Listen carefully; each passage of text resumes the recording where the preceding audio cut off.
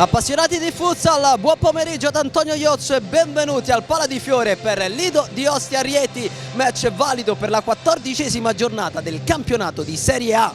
Pallone per Motta, Rocia in avanti, Gattarelli lo perde, allora Motta con qualità come sempre rischia qualcosa, poi Rocia, gran palla, Gattarelli, Tondi lo mura, eccolo Avironi. È uno schema ancora Avironi, Di Ponto con il piede in calcio d'angolo, palla a cercare Fortino, a trovare Gattarelli, ancora Rieti però centralmente con De Luca, De Luca fa passare, poi Fortino sblocca il match, 1-0, 16° gol in campionato per Robocop, il Rieti è avanti al Pala di Fiore.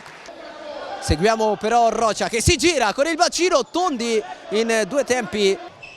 Pallone a destra, anticipo di Motta che può involarsi, Motta, Tondi, calcio d'angolo, parte Rieti, 3 contro 2 possibile, gran pallone per Titon che si accentra, la frenata, il destro di Ponto e poi Fortino perde la sfera, allora a ripartire questa volta è Rieti con Jelovcic, Rafael, tutto solo Fortino, poi il lancio verso Rocia, raddoppiato, triplicato, perde il pallone, attenzione Romano, si invola, il mancino respinto da Di Ponto.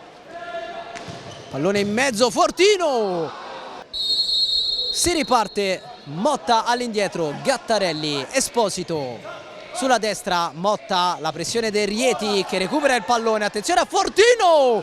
Esposito salva, poi ancora Fortino. E la partita resta più aperta che mai, nonostante le infinite occasioni per il Rieti che insiste, Rafael, pallone in mezzo, se lo divora Fortino. Insiste Rieti che ricomincia da Avironi, Fortino si gira, Fortino, Rafaele in area di rigore, il raddoppio del Rieti alla fine arriva con Rafael, 2-0 al quinto del secondo tempo. Mette in avanti il pallone regalandolo a De Luca, attenzione a Rafael, De Luca con il tacco, Fortino!